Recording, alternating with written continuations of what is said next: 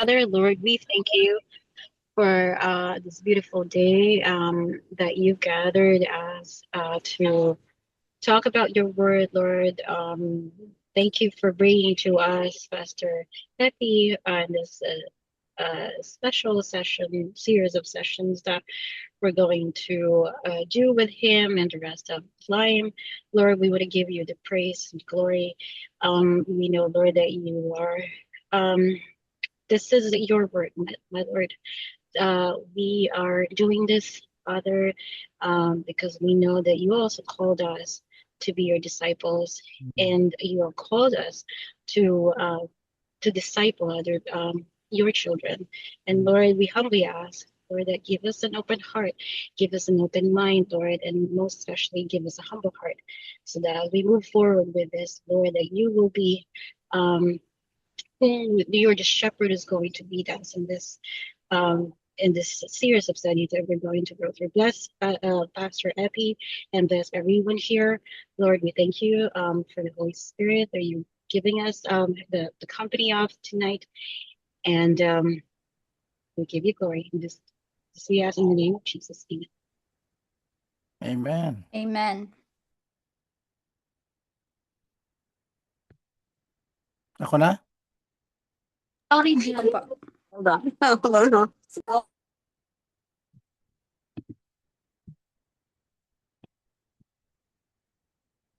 Okay. So, lahat tayo mga Pilipino o may nakikinig na English?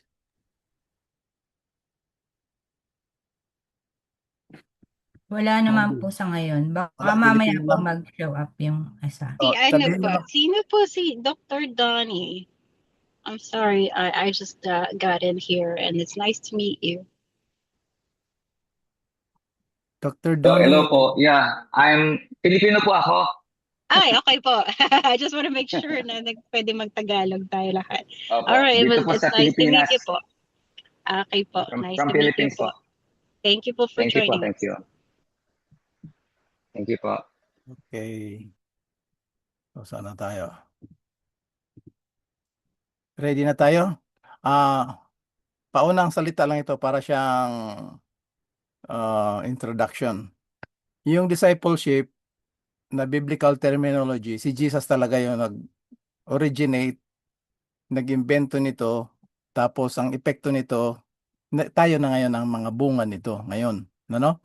Pero pag linagay mo lang siya sa street word, yan ay barkada. Doon sa barkadahan, pag meron kayong barkada, kagaya ko na mga umiinom ng panahon, kahit mga lasing na, hindi pa mag-uwian at hindi pa tatanggapin na lasing. Ibig sabihin, walang iwanan. So si Jesus, siya yung nag-originate nitong barkadahan na to, ang tawag discipleship. So, ang material natin dito, hindi ito copy and paste sa internet tapos isi-share sa inyo. Ito ay pinag-pray natin at based din doon sa experience. Magbibigay muna ako ng experience ha. Ilang beses na ako nag evangelism diyan sa Pilipinas. Siyempre mula 2004, 2006, 2010 hanggang 2019 at bumalik na naman tayo ng 2023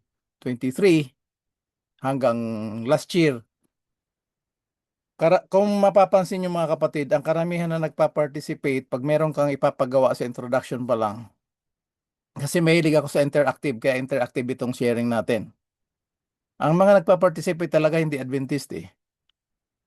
So, sa karamihan na experience ko na nag-interact, bibigyan ko kayo ng example ha, yung sa Palawan, tsaka sa Cavite.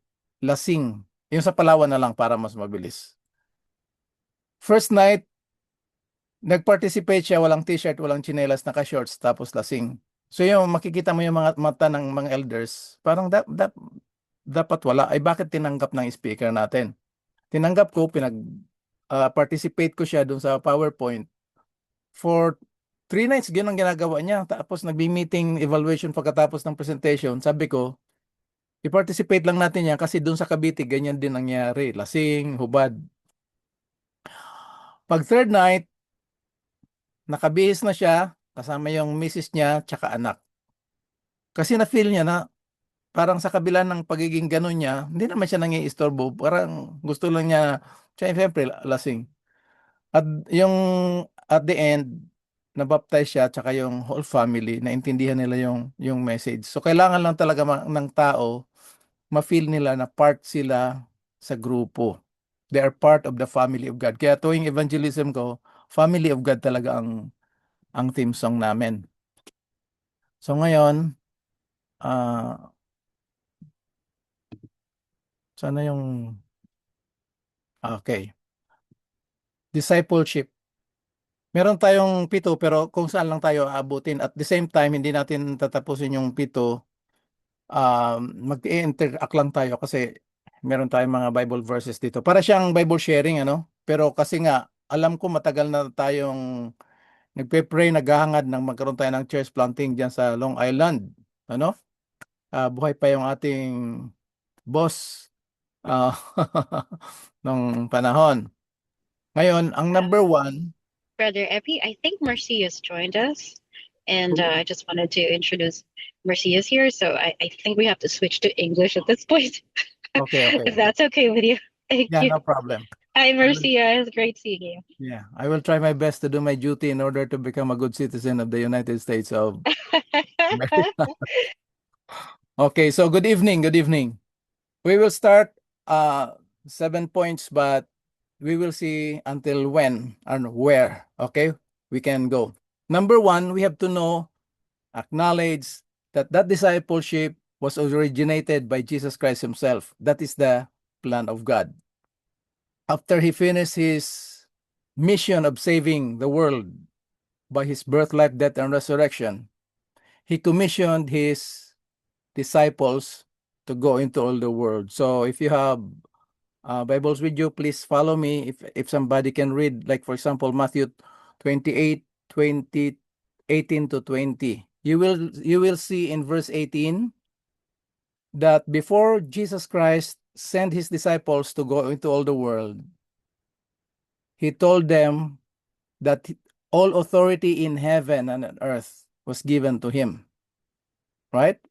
So what authority was given to him? Remember when God created Adam and Eve, God gave them authority, dominion over everything that God has created. Now Satan came, deceived Eve, and go to Adam until they fall into sin. That authority was taken by Satan, and he became the prince of this world. So Jesus called him the prince of this world. You can check that out in John chapter 12, verse 31, that the prince of this world has been judged. Paul calls him the Lord of this world. But through the cross, by his victorious death and glorious resurrection, that authority was taken from Satan. So Satan has no more authority over this world. Remember, if you have your Bibles with you, John chapter 16, verses 8, 9, 10, and 11, when the Holy Spirit will come, he will convict the world of sin, righteousness, and judgment. Of sin because they believe not on me. On righteousness because I go to my Father. And in verse 11, of judgment because the prince of this world has been judged. So for us to listen, to obey, and do the commission that God has given us, we have to acknowledge that we have the authority, we have power from Jesus Christ through the Holy Spirit. Okay? So in verse 19, make disciples, meaning make friendship. And then when you are friends, what do? You teach them everything that I commanded you. Now comes the spiritual aspect. After the social connection to the people, we will enter into spiritual. Because by nature, all of us, we are spiritually dead. Everything that is in spiritual aspect, we are blind, we are dead. All our senses will just connect to these 5 senses. Sense of smell, seeing, hearing, touch, what else? Taste. And then we have a bonus, the common sense. But the 7th sense, which is nonsense, the word of God, everything that is spiritual is nonsense to us. So through the message of the gospel, through the power of the Holy Spirit, we experience the new birth. And when we accept this, then we become born again, then we become Christ disciples, Christ workers in his vineyard. So after we are converted, we follow Christ, then he commissioned us to preach the gospel. Like for example, in Mark chapter 16, verse 15, go in all the world and preach the gospel. In verse 16, that whosoever believe and is baptized. So before the believing, before the baptizing, there should be a presentation of the pure, apostolic, unadulterated, non-commercialized gospel. Because today, a lot of gospel, whatever we do is gospel. All the music, gospel music, the gospel is being used loosely. That when you hear the gospel, it's like there's no impact anymore. That's why I am more heavy on the gospel. So the gospel commission. So between Matthew 28, 18 to 20 and Mark chapter 16, verses 15 to 16, this verse 20, we have to remember that the promise of Jesus is not, I will be with you. Most of the teaching, we have to be strict in the word. Jesus never say, I will be with you. He says, I am with you always. It's a present continuous tense. Now, how do we know how this will happen? How this will be experienced by people? The discipleship through the power of the Holy Spirit. John chapter 16, verse 13, when the Spirit of truth will come, he will guide you into all the truth. So for us to teach everything that Christ commanded us to teach, it really takes the Holy Spirit. Now, the reason why I'm hammering this is that a lot of people are still waiting for the Holy Spirit. Please remember that the Holy Spirit is given already. Since this is interactive, can somebody read, please, Romans chapter 5, verse 5?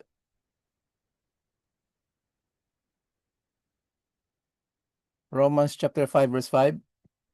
And whoever will read, please unmute.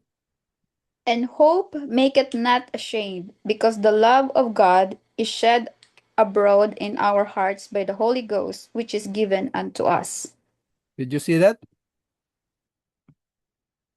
Hope doesn't disappoint us. Why? Because the love of God is poured out where? In our hearts. Who poured it out? The Holy Spirit, which will be given, or it has been given? Given. Has been given. Yes. So the Holy Spirit is with us. We cannot do a Bible study. We cannot go worship without the Holy Spirit prompting us. Because when we worship God in spirit and in truth. So it is all, the Holy Spirit is not a guest. The Holy Spirit is the object of our worship. So when the presider said, brothers and sisters, let's not be noisy because we have a special guest. The Holy Spirit is not a guest. He is the object of our worship. He is the one that represents Jesus Christ in this world. So the Holy Spirit, what Christ has done in this world, it is the work of the Holy Spirit worldwide. What Christ has done is just geographical. But the Holy Spirit is worldwide. That's why we have a worldwide conference, from general conference up to the local churches. Any question about this first one? Acknowledging that discipleship is God's plan, original. So, because sometimes, when we do things, because this self that we have, this sinful nature that we have, it is greedy for credit. When we do things and nobody will appreciate it, sometimes we stop And we say, oh, I don't want to do that anymore because they don't, they don't care about it. But let us remember that it is always the Holy Spirit that inspires us to do things. Okay? Number 2.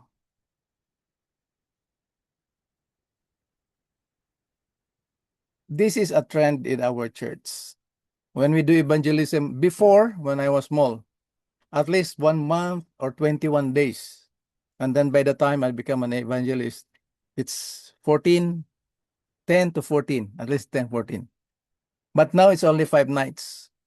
And a lot of pictures being posted in the Facebook that a lot of people, we don't underestimate the power of the Holy Spirit. But the people really needs to know and understand the message, because understanding the right message will make a home run to the right experience. If you have a limited understanding, you will be based on a limited experience. And if you don't understand really the message, you just join the church because of whatever, maybe 5 kilos of rice or 5 cans of sardines. By the time the sardines will be gone and the 1 sack of rice will be over, they don't go to church anymore. So we do things on our own sometimes. We have the sense of ownership. Always remember that this is God's work. He just entrusted us. We're just his stewards. Okay? Now, that's the problem, because sometimes we use Mark 16:16. Whosoever believe and is baptized shall be saved. So do you want to be saved? And the person will say yes. So you get to be baptized even if they don't know. So don't push, don't rush. Please remember that the magnet, the drawing force is God himself through the Holy Spirit. Anybody wants to read John chapter 6 verse 44? The first part, just the first part. Sister Bibian, whoever is ready, but for I now, think I Sister have Bibian. it. Okay, got it. Okay, no one can come to me unless the Father who sent me draws them. Yeah. So the drawing force is actually the Father. What does the Father has for the sinner to be drawn to Jesus Christ? Since you're there already, Attorney J, can you read Romans chapter 2 verse 4? Romans chapter 2, Verse 4. verse 4. Or do you show contempt for the riches of his kindness, for forbearance and patience, not realizing that God's kindness is intended to lead you to repentance? You see, when a person will repent, not because he is scared of the lake of fire, but because he is drawn by the love, by the goodness of God. Jesus said, if I be lifted up, I will draw all men. He did not say he will be converted, but he will attract, he will magnetize all men unto himself. So it is always lifting up Jesus Christ, because no flesh will come to God but in and of itself. It is always the drawing power of Jesus Christ. And of course, Jeremiah, since your name is Jerry, so you read again, Jerry.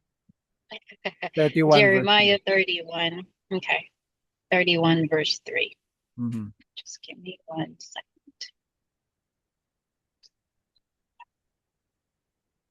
31 verse 3. The Lord appeared to us in the past, saying, I have loved you with an everlasting love. I have drawn you with unfailing kindness. Okay, this verse, Jeremiah as God's prophet, God is sending this message through prophet Jeremiah to his rebellious people, not the obedient people. So God told Jeremiah, tell my people that I love them with what kind of love? Everlasting love. And with loving kindness, I have drawn thee unto myself. So I hope, because this became a trend already, that our focus switched from producing a coworker to just by number. So the more number we baptize, the more problem we have in the church.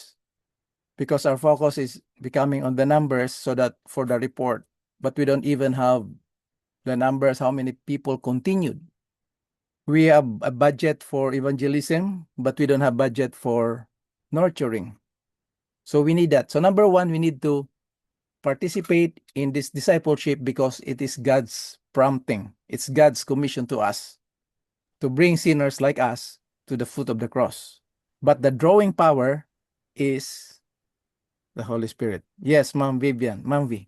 Pastor, I have a question. I don't know if it is related to what you're saying, but I hear it from one of the pastor when he pray, because we had a meeting in the church in Newport. He said, in God's time and in God's perfect time.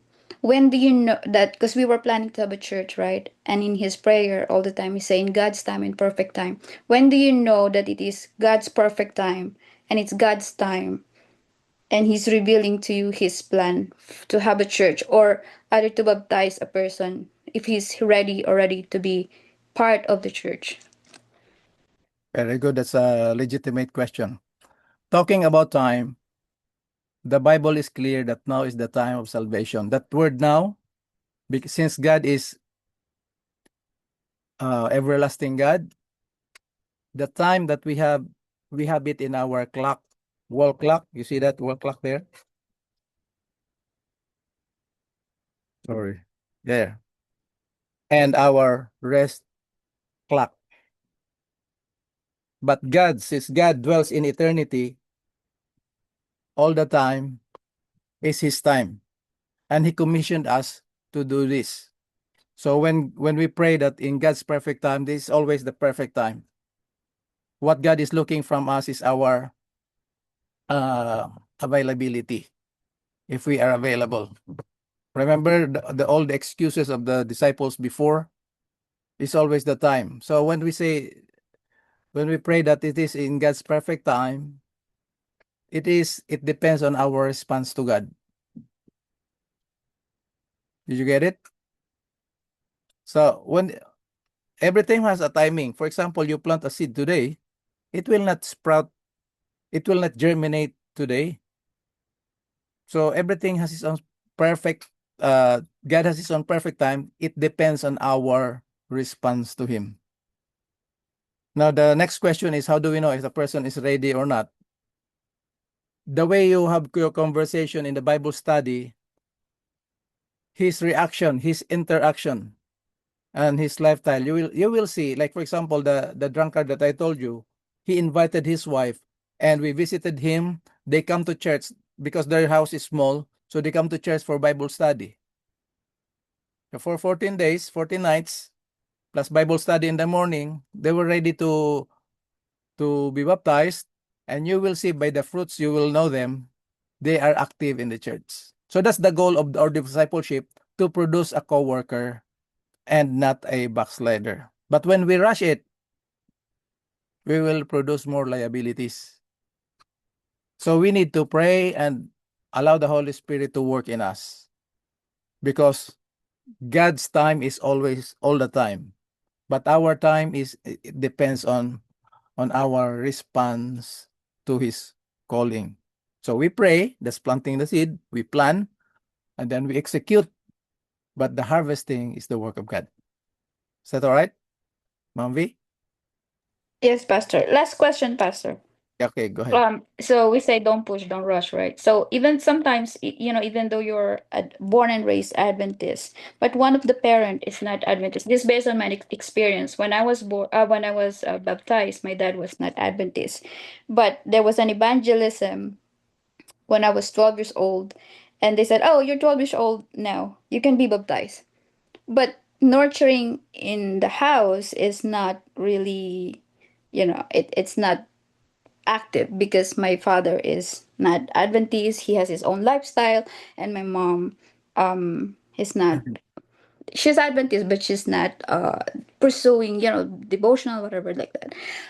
What do you say about that kind of practices? That okay, you're 12 years old, 10 years old, you're ready to be baptized, and you say don't push, don't rush, but it's actually the leaders or of the church, like it's by the number, as you said, that okay, go ahead, be baptized. You're not right, even though you are in Adventist family, but still lacking of knowledge. Yeah. Before I will interact with you, what you say, I will say this. Welcome to the club. Because my father is an evangelical and my mother is an inactive Adventist. But we have a morning worship together with the family. My father, we do morning worship and evening worship. And at the same time, actually, I was baptized 12 years old too. And our baptism is just because of the cousins running around. And then, oh, Prem, there will be baptism today. We will be baptized. We have this Sabbath school, the program. But when I say rushing,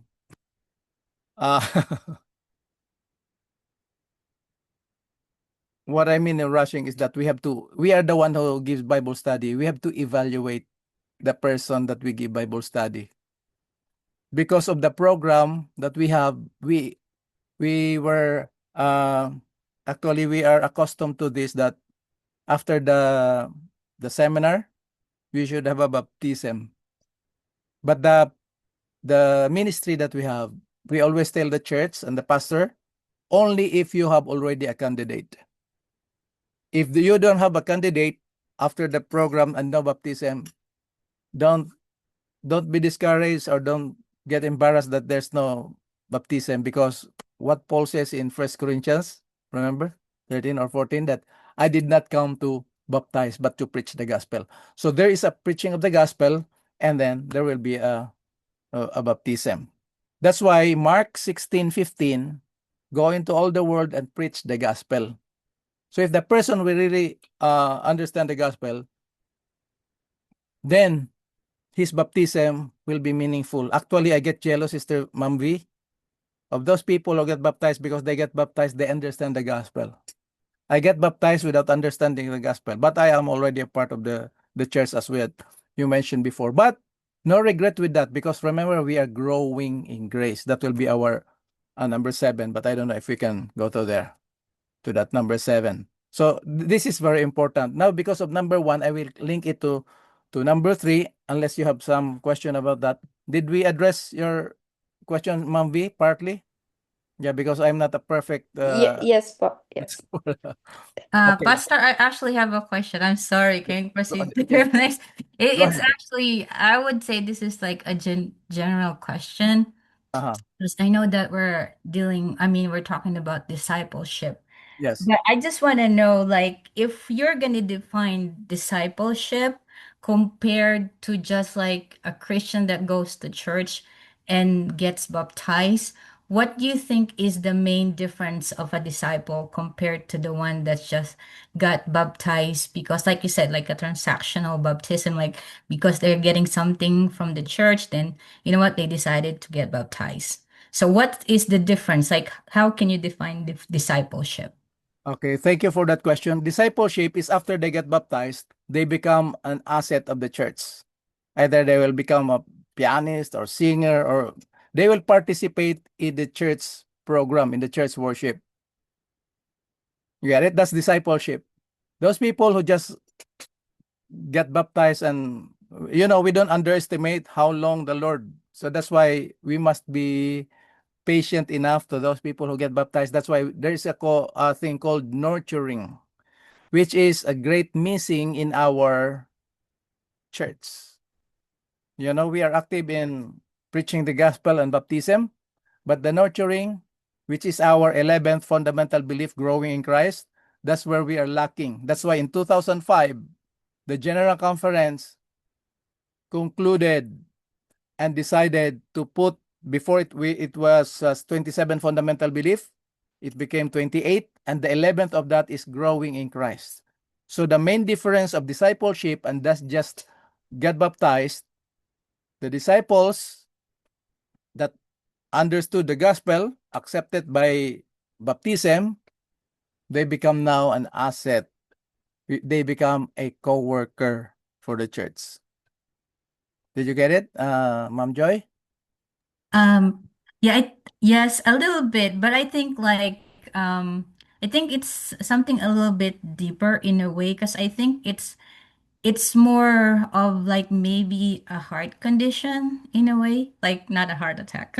I mean, I'm saying like sometimes we go like what Vivian said, sometimes we go to church. I mean like Vivian, I was baptized at maybe 13 years old, but I really have no knowledge of God's love for me. All I know was if you don't get baptized and if you don't go to church, this is what's going to happen to you.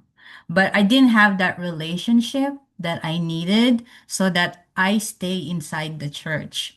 So I don't know if it has something to do with becoming a disciple that you must have that relationship first.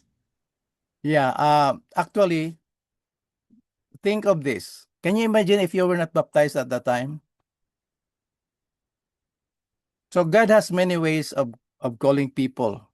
But what I'm saying is that today we are more enlightened of what we accepted before. We get, like, for example, baptism is a new birth, right? New birth is spiritual birth. Physically, it's the same as the babies. The babies doesn't know anything. They are born and with hands, they don't run, they don't hold, but they grow. What I'm saying here in the spiritual aspect, the danger of rushing baptism is that, remember, we are talking about matured people, but they are spiritually dead like us before the gospel, right? But these people, when they get baptized, there is a review in there. So people will say yes. You will see the people, some people are actively participating in the question and answer. Some people, they say yes because of whatever reason. But let us leave it in the hands of the Lord. Because, for example, you were baptized 13 years old. I was baptized 12 years old. Mom V was baptized 12 years old. Because of the situation that we were baptized without having Bible study, our growth was so slow. We learned the love of God, His salvation 30 years after, right? Like the Corinth, 10 years, Paul preached this, and then after 10 years, they remain like as babes. There are factions in there about leadership and envy, and but that's why we as a church, we must be thankful to God that our 11 fundamental belief is growing in Christ. So we must be patient with one another. But what I'm saying here is, for example, Christ's disciples before the cross and the resurrection, what was their attitude towards one another? They always have a board meeting every day. And the agenda is who will be the prime minister in heaven. But they are already with Jesus Christ. But after the cross, they saw the glory of God and the glorious resurrection of Jesus Christ. That's when they really experience from head knowledge to experience. Through the power of the Holy Spirit, when they preach, there was power to convert people. Right? So discipleship is really actively participating in the church. Because, for example, in my experience, because I was baptized 12 years old and I have beside the spiritual gift, because when you get baptized, you have a spiritual gift. There's also a natural born talent. And I have a natural born talent in music, so I go to the world. And how God will pull me out of that world is through music.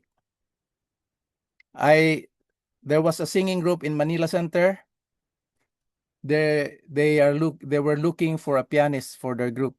And my cousin told me, Prime, they called me Prime.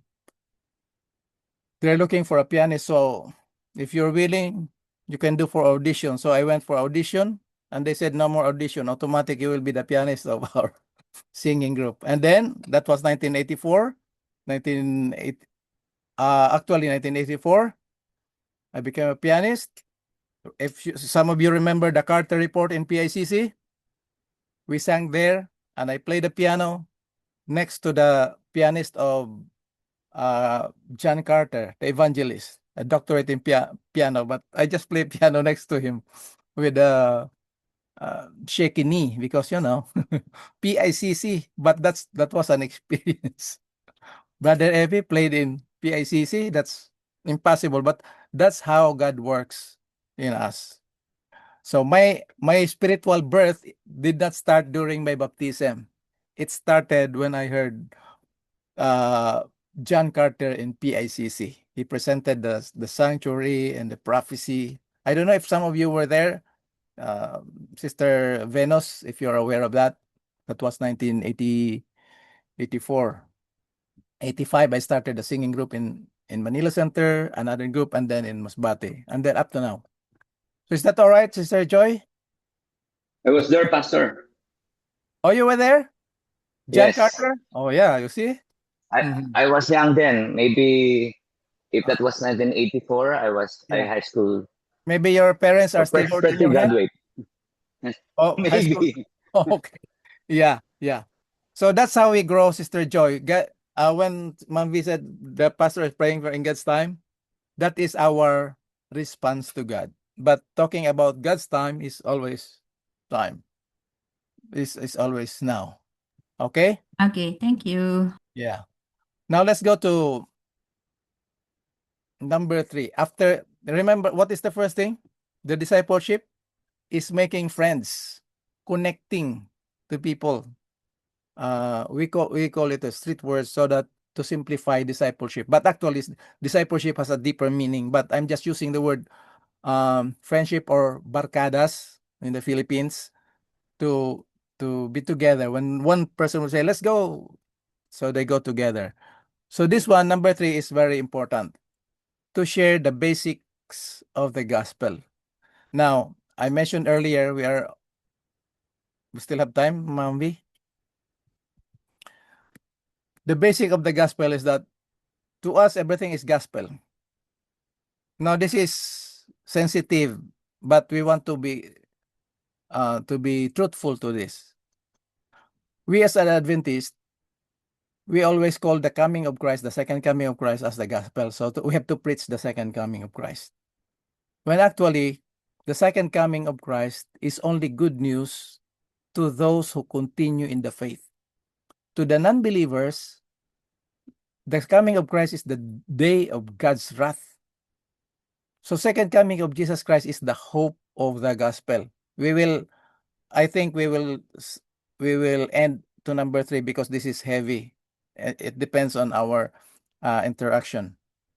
The basics of the gospel is, what is the gospel? The gospel is actually the birth, life, death, and resurrection of Jesus Christ. If a person, out of these 4 events in the holy history of Jesus Christ, that message that will be heard by the people and they accept, they will become born again, they will grow in grace and in the knowledge of Jesus Christ, is called sanctification.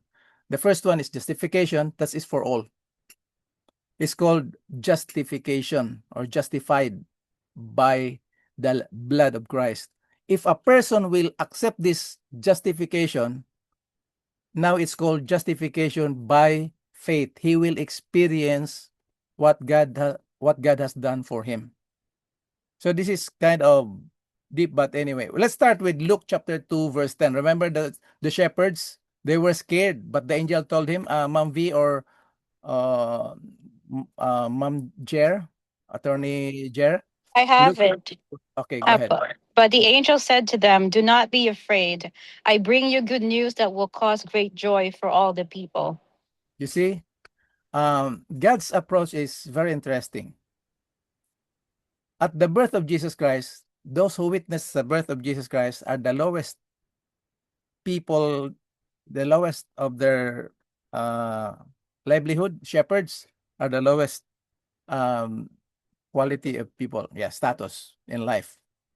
And then two kinds of people that has a low status on the time: the shepherds and the women. The women has no value. But at the resurrection of Jesus Christ, women are the first one who saw the resurrection of Jesus Christ. Interesting, right? But in this verse, the angel told them, because they were mega fear, great fear. But the angel told them, don't be afraid, because we bring you good tidings of great joy. That's good news, the gospel, great joy, which shall be to how many people in that? To all the people. What makes the birth of Christ is good news to all the people? Because the birth of Christ is when Christ's divine life joined with our fallen humanity that needed redeeming. Can somebody please read Ephesians chapter 2, verse 5, please?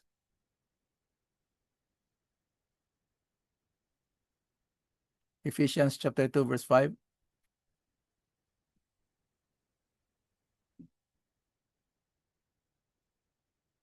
Pastor, Ephesians chapter 2, verse 5. 5. Even when we were dead in sins, hath quickened us together in Christ. By grace we are saved. You see that? At the birth of Jesus Christ, that's the foundation of our born again experience. By nature, we are spiritually dead. But at the incarnation of Jesus Christ, He made us alive. Can you see the word there, Ma'am V? When we were dead in our trespasses, what did God do? He made us alive. He quickened. In King James is quickened. In some translation is made us alive. How did God make us alive? By His That grace. word is together. Right? Together with Him. So when Jesus Christ was born as a human being, that sinful nature that is being dead, that is our nature, become spiritually alive. Right? So the birth of Christ did not save us. It qualified Him to be our representative. He became the last Adam. So in the Bible, there are only two Adams. You can study that. So this is the basics of the gospel. The gospel is the birth, life, death, and resurrection. Nothing else. The keeping of the law, not eating pork, those are the fruits of the gospel. Keeping the Sabbath, Bible study, discipleship, all this that we do is the fruits of the gospel, is called sanctification. This doesn't contribute to what God has done for us in Christ. This only manifests.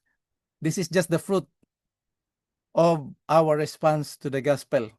So we start from the birth, and then 1 Corinthians verses 15, verses 1 to 4, please.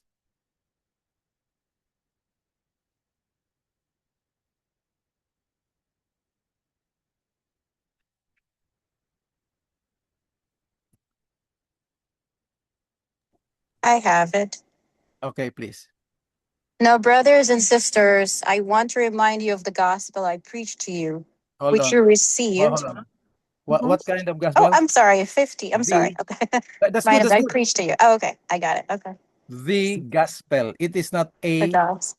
gospel. So I'm not good in English, but I think this part I know this. When Paul says, "Now, brethren, I preach you the gospel." So there is only one gospel. What is that gospel? From birth. Go ahead. How do I call you? Attorney or Jerry, just chair? Jerry. Chair. Okay.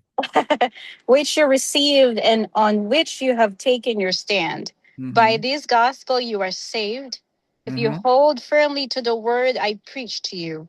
Otherwise, you have believed in vain. Mm-hmm. For what I received, I pass on to you as of first importance, that Christ died for our sins according to the scriptures, that Mm-hmm. he was buried, that he was raised on the third day according to the scriptures. Did you see? Thank you, Chair. Okay. So by the birth of Christ, he was qualified to be our representative. By his perfect life, he met the positive demand of the law, perfect righteousness. Christ never sinned. But because the body that he took upon himself is our nature that needed redeeming, so the perfect life of Christ is not enough to save us. It will cover us from our iniquities, but it cannot take away the sin. So that body that Christ assumed, took upon himself, Hebrews chapter 2, verse 14, it has to die at the cross. So when Christ died at the cross, he met the negative demand of the law, justice of the law. So you will ask, how come Christ died when he did not sin? He has to die because where does sin resides? In our flesh. So for Christ to take away that sin, the third stanza of When peace like a river, of this glorious thought, my sin, not in part, but a whole, is nailed to the cross. So Christ has to die. And then when Christ died, remember, he made us alive together with Christ. When Christ died, guess what happened? Can somebody read Second Corinthians 5:14? We have to hammer this number 3 because this is very important. While you are looking for that verse, I will tell you an example. If I tell you to go to JFK tonight after this to meet people that we don't know, will you go, Joy? And who else are here? Marcia, Mom, Sister Marcia, Samantha, will you go with me? Go to is Marcia from New York too? Yeah, she's from Long Island. Long Island. Will you Yeah. go with me? Go to JFK to meet people that we don't know after this meeting? No. No. So the coming of Jesus Christ is only Marcia said she's still traveling, so she cannot okay. comment. Yeah, but she's listening. Okay. So the coming of Jesus Christ is only exciting to those who continually believe and remain in the faith. That's why it's a glorious hope. Okay. Anyway, we'll go to that. 2 Corinthians 5:14. We know the first part. I think we memorized that by heart. The love of Christ Constrained us, because we us. thus judge that if one died for all, then we all were all dead. Wow. So who is that one died for all? Jesus Jesus. Christ. What happened to all when Christ died? You're muted, Mom V. Then we're all dead. So when Christ died, who died with him? Us. Sin. Our That's why, sins. that's why Galatians chapter 2, verse 20, when we confess, we say, I am crucified with Christ. But you're still live. Kuya Epi, you're still alive. Because the life that I now live is what? No longer I, but Christ lives in me.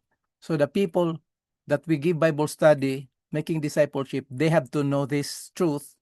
What happened? They have to know this truth that they were included in the activity of Christ. Actually, it's better if Ma'am Vivian, that's why the birth, life, death, and resurrection. Can you continue on Ephesians chapter 2, verse 6? Sorry. Ephesians. Chapter 2, verse 6. Ephesians. Chapter 2, verse 6. Yeah. And hath raised us up together, and made us sit together in heavenly places in Christ Jesus. You see? In verse 5, he make us alive. How? Together with him. By grace you are saved. In verse 6, and he raised us up. When did it Together. happen? Who raised us up? The Father. The Father raised us up with who? Together with him. Who is the him there? Christ Jesus. Right. And then the story did not end there. He made us what? Sit Together. together in heavenly places. No wonder Paul says in Philippians 3:20 that our citizenship is where? In heaven. In heaven. That's why we call ourselves pilgrims in this world. You get it? So all the activities of saving activities of Christ in his holy history, we were included in that activity. So our part, and if we are giving Bible study, is that to exercise the freedom of choice that God has given us. Do you believe in this truth? That you are included in there. Can you read another verse, as much as we can, verse now, not from Brother Epi, but from the Word of God? Colossians chapter 3, verse 3.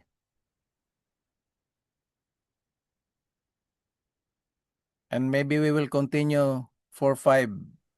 Colossians 3, chapter 3. For ye are dead, and your life is hid with Christ in God. What happened to them, to the Colossians? You are what? Dead. Dead. How did they die? When Christ died. And the life that they have now is what?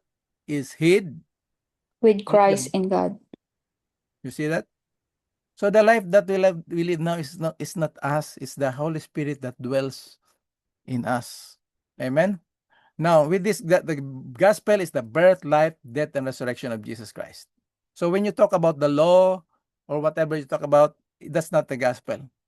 That's God's property. But the gospel is God's act of saving man by his birth, life, death, and resurrection. By his birth, he was qualified to be our second Adam representative. That's why he is our high priest in heaven. Everything that happened to him from birth to resurrection, even to his ascension, we were together with him. When he died, we died. When he was resurrected, we were raised. He raised us up together. The key word there is word together for us to understand. Now, let's go to the last part. In Titus chapter 2, verse 11, the grace of God that appeared to all men. This is what God did for all men. The grace of God hath appeared to all men. And now, in verse 12, teaching us, so the verse 12 will only be applied to those who accept the gospel. The fruits of the gospel is teaching us to deny ungodliness, right? Now, in verse 13, anybody memorize this verse? Titus chapter 2, verse 13? Looking for that blessed hope. and the Blessed hope. Mhm. Now that blessed hope of the glorious coming of our great God and Savior Jesus Christ is only to those who continue in the faith. But to those who rejected the gospel, that's the day of wrath. They're gonna shout to the mountain and the rocks to fall upon them. But sad to say that the rocks will not move, will not respond to that call. That's why the gospel is very important for us to understand. And God raised up this movement, which is called the Advent movement after the rubbles of the Great Disappointment, which is now Seventh-day Adventist. So we don't need to put another church and accuse the mother church that they are Babylon. If we are Babylon, then they are Babylon because we are one family. Okay? So you see that justification, sanctification in Titus chapter 2, verses 1, verses 11, 12, and 13. The 11 is for all people. Verse 12 is only for those who believe. And the coming of Jesus Christ are those who continue in the faith. That's why Jesus said, he that endures to the end. So that end is our graduation. That justification, verse 11, is enrollment. All of us were enrolled in the kingdom of God. But those who study, submit their projects, do their homeworks, that's the sanctification. Right? I'm talking to the teachers like Mom V, right? What happened if my mother enrolled me in high school or in college and then I don't go because I'm already enrolled? Will I graduate? No. So the graduation are only those who do the requirements of the school as they study. But in this case, sanctification is not a requirement. It is the fruit. Jesus said, without me, you can do nothing. Is that clear to us that the gospel is the birth, life, death, and resurrection? Yes. So it is clear. Amen, It's clear to us. amen. Yeah. We must not be confused about the gospel, the fruits of the gospel, which is sanctification, and the hope of the gospel, which is the second coming. So we go to number 4, if we still have time, very short. The friends that we have and making discipleship, we have to give them the assurance of salvation because it will be impossible for us to share to them the salvation, but our faces looks like we are not saved. How can a person will accept Jesus Christ as their Savior when we ourselves who share the message of salvation has no hope of salvation? Let me excuse of my, I don't know, is there any Bisaya here or just Tagalog? Bisaya Bisaya. po ako. Huh? Bisaya kayo ba? Bisaya. I will speak in Bisaya, I will speak in Tagalog and English. In Bisaya, we always pray, Ginoo, og maluoy ka pasaylo among mga sala o sa imong pag-abot sa ikaduha makaambit unta mi ni anang kinabuhing dayon nga imo igahatag para it seems like eternal life will just be given when Jesus comes. We will have to clarify this. In Tagalog, Panginoon, maawa ka sa amin na sana pagdating mo na yung aming hinihintay ay kami ay makatanggap ng buhay na walang hanggan. Kaya ngayon, Panginoon, kami ay nagsusumikap. Brothers and sisters, going to heaven is not by striving of the flesh. It is the grace of God. And the only way, the only solution that God has for us to go to heaven is to die at the cross together with Christ. That's the gate to heaven. Without the cross, there's no shortcut to heaven. That's why, when I die, don't say, Brother Epi, happy birthday in heaven. Mama, happy birthday in heaven. So, if I die and go to heaven, we should tell the people that everybody should die so that we can meet Jesus Christ. And then, when Jesus comes the second time, no more people here to be taken to heaven because all of us go to heaven already. So that's part of the message, the immortality of the soul without hurting people, because it's very hard. So, assurance of salvation. I will give you an example. In the Philippines, when you say the word kiwi, to them, most of the people, not everybody, but most of the people, when you talk about kiwi, anybody here likes kiwi or eats kiwi? To them, kiwi is a shoe polish. That's the name of the brand. But there are three kiwis: the fruit, the bird, and the shoe polish. The shoe polish, which is kiwi, you will see in the picture of the cover, there is a bird there. So the name of that bird was used as a brand of that shoe polish. So when you tell them, do you eat kiwi? Anybody here tasted kiwi already? They will tell you, Kuya Epi, that's a shoe polish. Nobody eats, because people are confused of what kiwi is. Kiwi, there is a fruit, there is a bird, and that kind of bird, they took that name and used it as a shoe polish brand. So through the gospel, we must not be confused of the gospel, which is the birth, life, death, and resurrection. Now, through that gospel, our friends that we, by the grace of God, try to make disciples should have the understanding of the assurance of salvation. Anybody wants to read 1 John chapter? Okay. Look, John chapter 1 verse 12. We have to clarify this. It is not our believing that makes us sons and daughters of God. For example, because we have a lawyer here, if my daughter is being kidnapped and brought to somewhere else, did she stop being my daughter and me being a father to her? She is kidnapped and she was brought somewhere else. No. What the issue here is that our physical distance, but it did not stop our relationship. Because sin separated us from the Holy God, we were separated because of sin.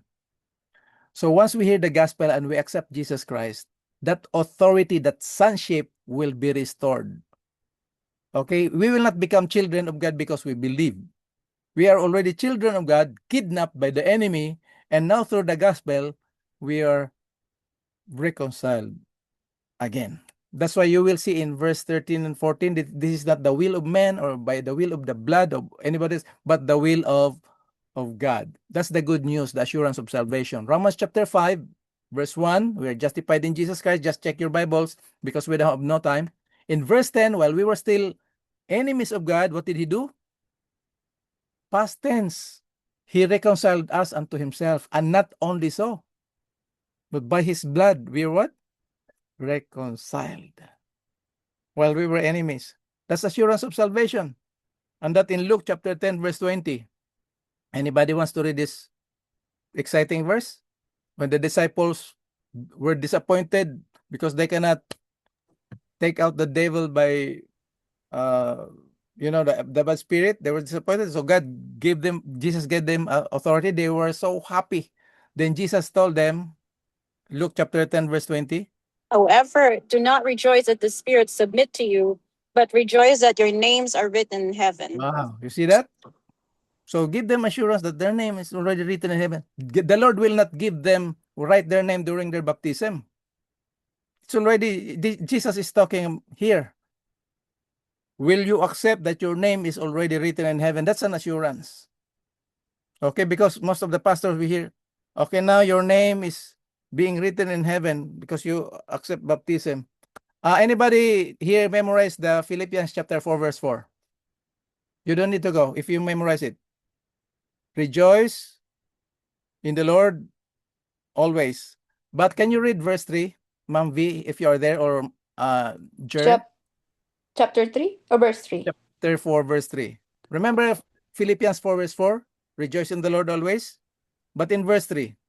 And I entreat thee also, through your fellow, help those women which labored with me in the gospel, with Clement also, and with other my fellow laborers, whose names are in the book of life. You see that?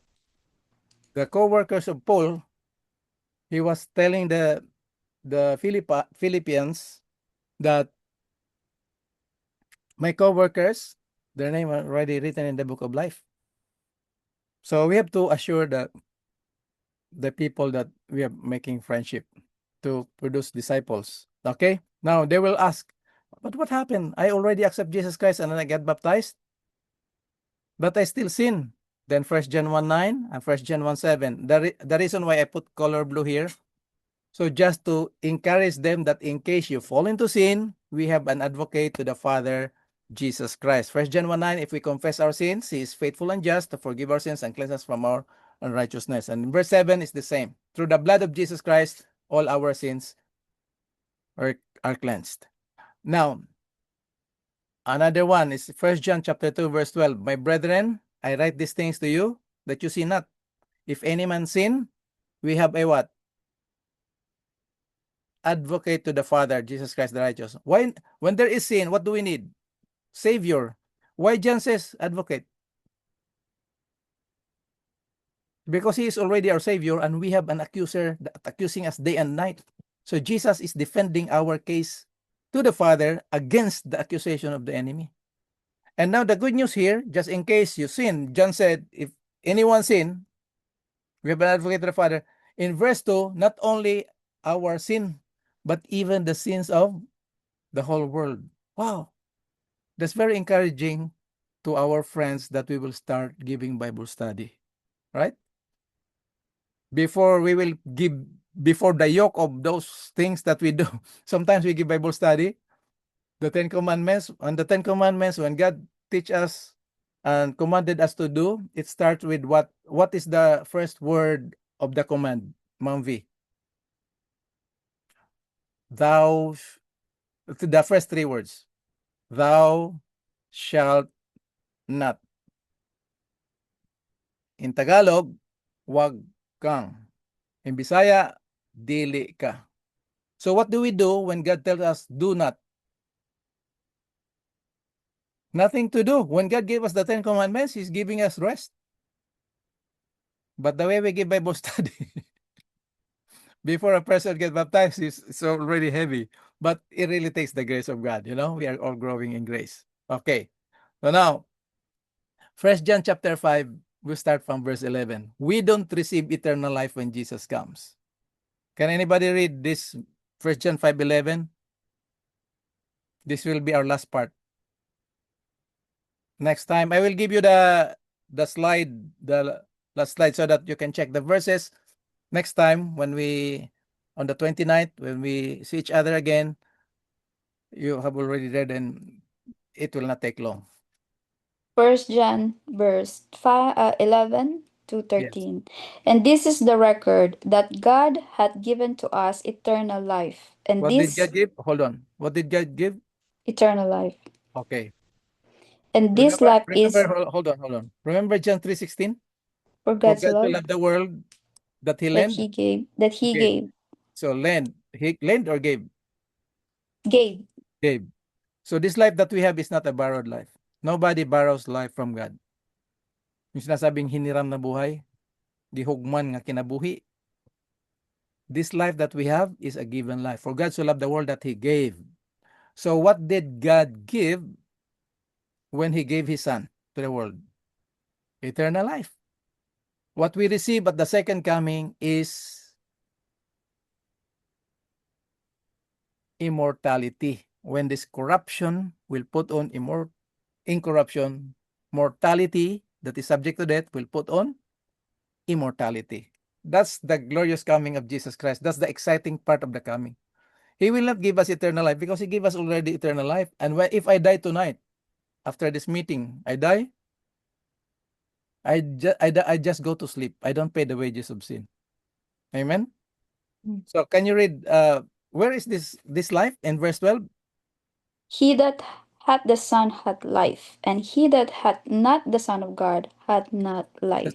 That's why important to share the gospel, because that gospel is Jesus Christ. And if you have Jesus Christ, you have life.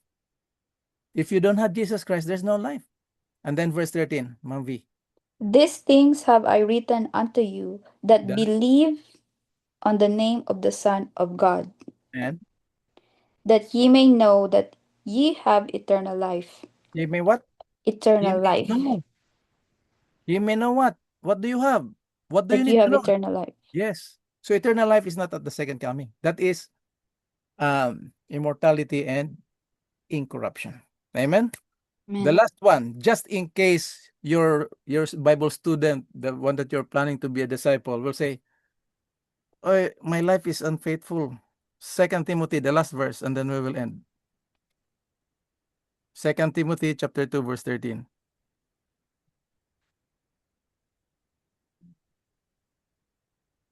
Second Timothy chapter. 2, verse 13. It's in the screen. If we believe not, ye he abideth faithful, he cannot deny himself. Yeah, in King James here, if we are faithless, He will remain faithful. So don't get discouraged because the Lord knows that we are weak.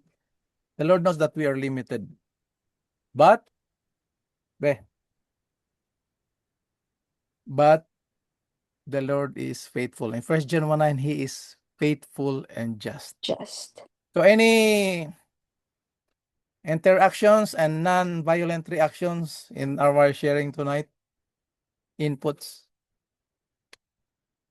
I think, thank you, Pastor Effie. It helps to get reminded of the what we are called to do and why we are Christians and why we seek um, the Lord every day of our lives. I mean, that's the desire, but it helps to get reminded how much God had to give for us to have a taste of eternity or have eternity. And it just, to me, it's a blessing to read this text again and hopefully over and over again to just be reminded the basics of our faith, the Amen. foundations of our faith, which is, it's centered in Jesus's ministry, his sacrifices, the gospel, the good news. And it's great to just break it down the way that you did so that in case we forget that this is what we are breathing for and why we're still standing and why we have the faith that we have. Amen. Yeah. Thank you, Sister Jer. Remember that the Bible verses that we are reading here is not new. It's always there. But the Lord is always refreshing it into our minds.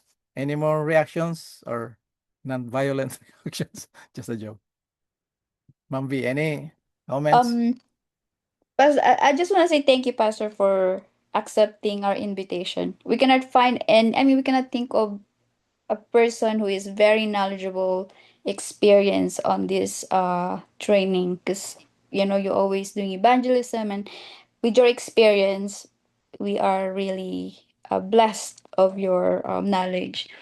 And I realized that what you are discussing about the discipleship is actually related to our quarterly about Paul and the Corinthians, right?